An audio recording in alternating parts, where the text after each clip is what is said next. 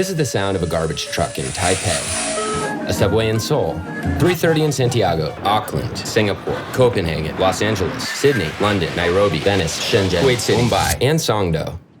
That's in South Korea. Awfully quiet. I ended up here because I was looking for the city of tomorrow. Songdo is the largest private real estate development in history. It's a master-planned and entirely state-of-the-art smart city. While Songdo doesn't look like that future, some believe it's the future we need. It's only impossible until someone does it. It's also where they shot Oppan Gangnam Style. Just 25 years ago, Psy would have been dancing on this. Here are some other cities built on water. There is a race to build a functioning, workable city and to replicate that model all over the world. China alone would require 500 Songdos to sustain their growing population. So how do we get here with an entire industry racing to build smart cities from scratch? Technology is the answer, but what is the question? Good question, Carlo. Are we just building cities of the future so we can have cities of the future? Let's take a step back. When cinema was born, only 14% of the world's population lived in cities. Right now, we're at 54%, and this is where we're headed. Cities today are growing at a pace that none of us have ever understood. Now, that's a huge deal when you think about it, because the resources that built the megacities of the 20th century aren't sustainable today. We do damage to nature, and we do less damage to nature when we occupy less of it. We're not going to make our planet grow and thrive by continuing to sprawl out. They're basically saying that when density is done right, it's the best, if not the only, solution to our growing climate crisis. So is future urbanization going to be a good thing or a bad thing? If you care about people, this is the defining question of our time. The Nantucket Project asked me to explore that question, because that's what they do, explore. So I read books, talked to experts, traveled around the world, asked the internet for help, and got responses from people in all these cities. This is Lucas, we met on YouTube. They'd show me around, and when I couldn't visit in person, they'd send me footage. The best thing about cities and the internet is they connect people. So this movie's about exploring what an even more connected urban future could look like.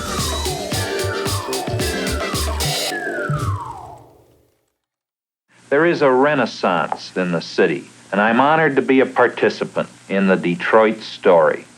That was Mayor Jerome Kavanaugh making a bid for the 1968 Olympics. 50 years later, population still in decline, Detroit went bankrupt. In 2014, we had the water shutoffs in Detroit. Thousands of homes lost water due to shutoffs. And I wanted to focus on helping resolve that. So I created an application called City Water that's going to give Detroit residents their water usage in real time. That might sound boring compared to a drone delivering your pizza, but let's remember that cities only reached their full potential when they became healthier places to live. At the start of the 20th century, America's cities were spending as much on water as the federal government was spending on everything except for the post office and the army. We've come a long way to an exciting era. This is Abess. He saw my video announcing the project and wanted to make sure his city made the cut. I was born here, and I'm really passionate about bringing the city back to the point it was. We're no Silicon Valley, but we're trying to become a city that brings tools and brings solutions and brings jobs back. Detroit is his company's first client. That means they're using data to prevent this kind of thing. When the citizens say, I don't need to have a smart city, but whatever new innovation it comes, if it helps me, I'm going to embrace it. And it's really encouraging just the fact that the city is willing to do a project like this. And we're hoping to launch that in January of 2017 and take that to other cities across the country.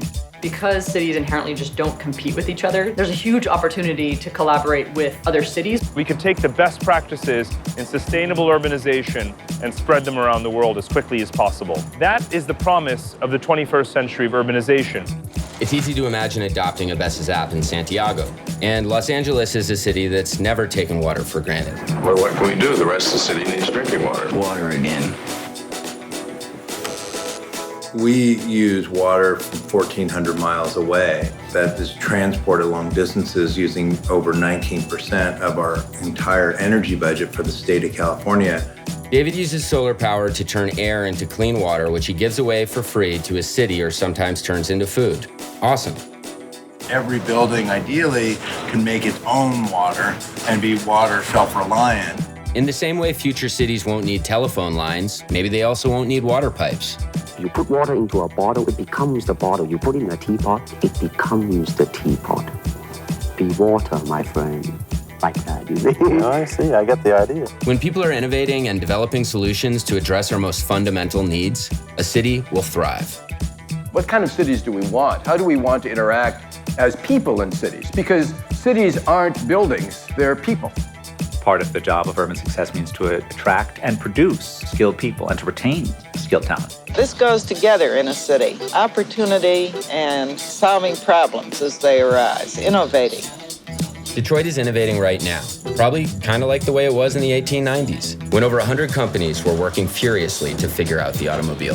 That's also like Silicon Valley in the 60s and 70s, Bangalore in the 80s, and Shenzhen, where 90% of the world's drones are manufactured right now.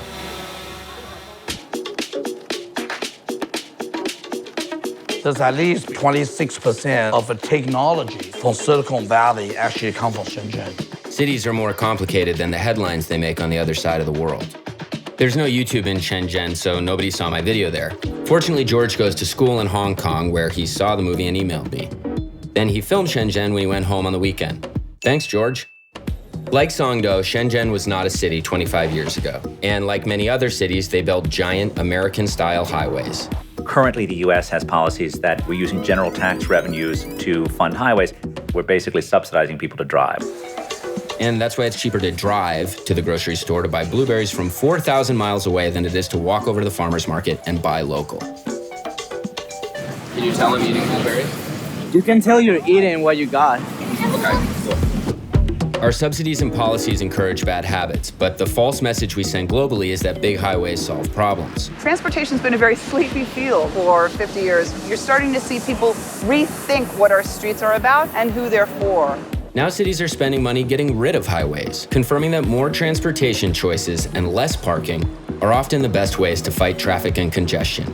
This used to be a motorway, now it's a public space. So you got green space, shade, clean water, natural cooler temperature in the area, and sure enough, traffic got better. Seoul is turning another highway into a path for people. Paris is going full pedestrian along the Seine.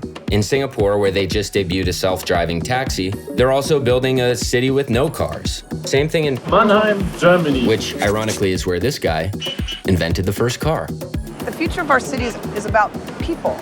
That really does mean focusing on public transportation and providing choices for how people get around. The number one factor that determines whether someone can escape poverty, you would think it'd be like crime rates or school, is commute time. When walking, cycling, and public transportation are the fastest ways to move, nobody feels like a second-class citizen for not owning a car. That's going to be the secret sauce for cities in the 21st century. Check out all these Metro cards.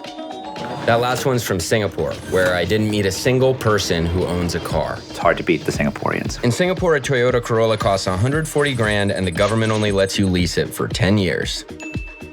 The fact that they embrace having something that actually charges people for the social cost of their driving is a policy that basically all crowded cities should be embracing. In Santiago, you can get around in this electric rickshaw for free. The design came from China. Let's go back there.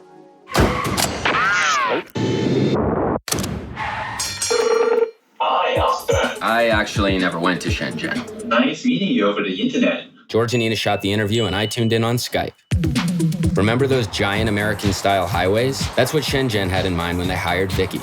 We proposed to them a very different idea. Instead of increasing the highway, we reduce it. And then we prepared for a city where people can actually use more high-speed self-driving car. People can actually use drones to deliver daily grocery.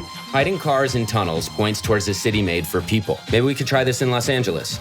Considering how quickly China went from this to that, and from that to this, it's not surprising this project is happening in Shenzhen. The excitement of a happening place which attracts people, you have to have a degree of openness and not too much regulation. Shenzhen spends more time making things than hiring patent lawyers to protect them. In the West, it's called theft. Out here, it's called sharing. And if you want to know more about that, you should watch my friend Jim's documentary. The point is, it's exciting to live in a city where people are making things. That's why I moved to New York, because I was drawn to all these people who were doing more with less. The most elusive solutions often spring from unlikely places. Geothermal energy power plant. This is a fog catcher, and it can get up to 500 liters of water a day. If you can do something good with low budget resources, you can scale up very rapidly. Sometimes those solutions can end up shaping a city's identity. In Lagos, which is where this music is from, by the way, they call it Kanju. The word literally means like hustling. Trying to reimagine these challenges in Africa as opportunities to innovate is the spirit of Kanju. Flooding is an issue in Makoko, so they built a school that floats by using cheap and available materials. This woman turns discarded plastic into bricks in Karachi. In Nairobi, nobody uses credit cards or cash, all you need is a phone. In Manila, they turn water bottles into solar light bulbs. And the people of India have always made more out of less. The inexpensive clay fridge that requires no electricity or their hyper-efficient, massive homemade meal delivery system could never have been conceived by some well-heeled think tank. Dr. Jocham has lived in the slums for 50 years, built 1 million houses and toilets, been nominated for a Nobel Peace Prize, and brought his organization, Slum Dwellers International, to 43 different countries. We don't need you to come and sit on my head and dance. I know how to write my song. It is my dance, my song, I will play it. He's basically saying, we got this. If you want to help, channel your support through us. For example, here's a self-run recycling operation in Jocham's neighborhood. We all want to be involved in the futures of the places where we live. You go and see every city in the world. All has been planned by very, very super well-known, renowned architect and philosopher and so on and so forth. You have lost all the sense of hearing from the people. Unfortunately, a lot of architects have a sort of a pre-designed approach that they force into whatever context and culture they get to. And not every city can be like Singapore, where 80% of the people live in public housing. So that means you don't have slums, nor do you leave the city and its residents in the hands of the private rental sector. Back to Mumbai. We tend to disregard places like Dharavi, where Dr. Jocham lives, but it's a rare example of a neighborhood solving its own housing needs. My friend Matthias works to draw attention to what's actually working in neighborhoods before attempting to intervene. He compares Mumbai to post-war Tokyo. American planners decided to focus on infrastructure development. Everything else was left to people themselves. And that created the gradual growth of a neighborhood. Like Tokyo in the 1950s, it's your neighbors planning and building your home in Dharavi. Up to 90 people can be working on a small site for 4 weeks and produce a house on much better quality than the affordable housing that the government is developing. And embodying the kind of incremental growth private developers rarely aim for. The places that are self-built, we often see an incredible amount of care, feeling of ownership, a human scale in terms of what is actually being built. How do we combine the genius that's really there in the streets, it's solving its own problem? How do we then bring in a little bit of outside technology or better public management in order to upgrade them and to empower their citizens' lives more effectively? Post-war Tokyo, unlike Mumbai, had major funding and state-of-the-art infrastructure. And 30 years later, it was the city of the future. That's not my kind of place. Go someplace else. I don't think so, Mr. Deckard.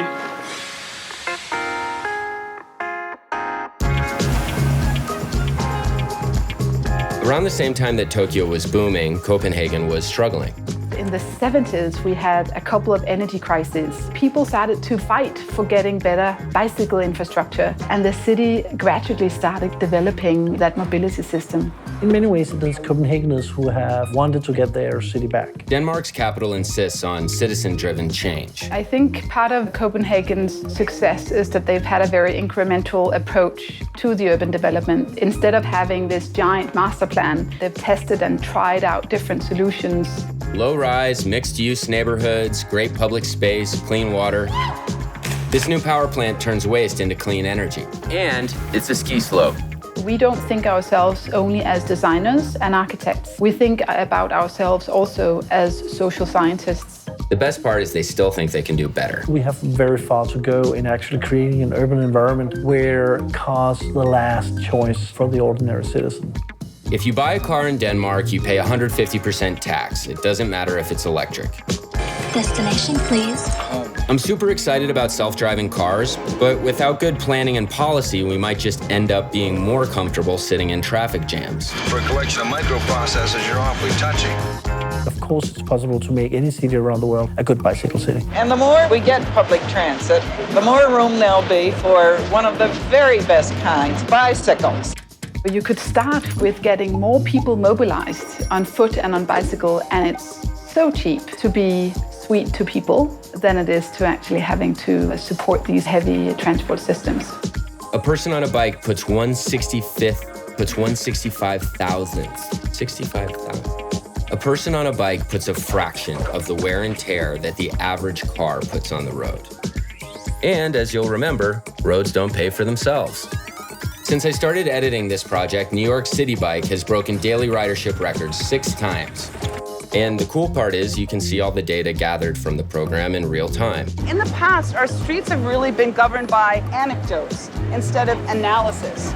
And so we brought very focused, data-driven approaches to analyze the impacts of our projects. And so really seeing how we can take technology and not kind of replace what we're able to do, but kind of enhance our ability to interact with our environment. Well, then what do you want to do?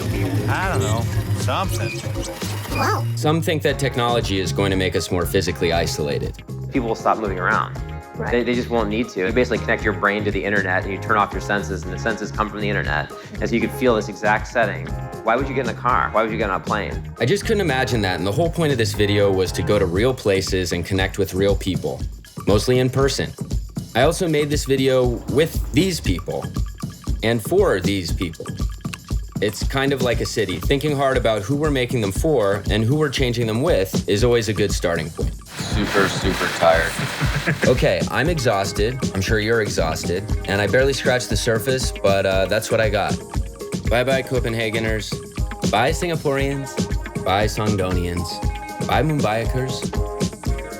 I'm gonna leave you with this quote from the great Jane Jacobs. Lowly, unpurposeful, and random as they may appear, sidewalk contacts are the small change from which a city's wealth of public life may grow.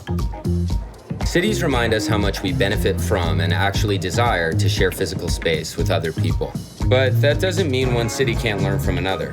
And the speed at which we're sharing what we're learning, the speed at which I connected with an army of filmmakers all over the world to make this video, was the most encouraging part of the experience. And while every city was exciting, it was the people in every city that made me optimistic for the future.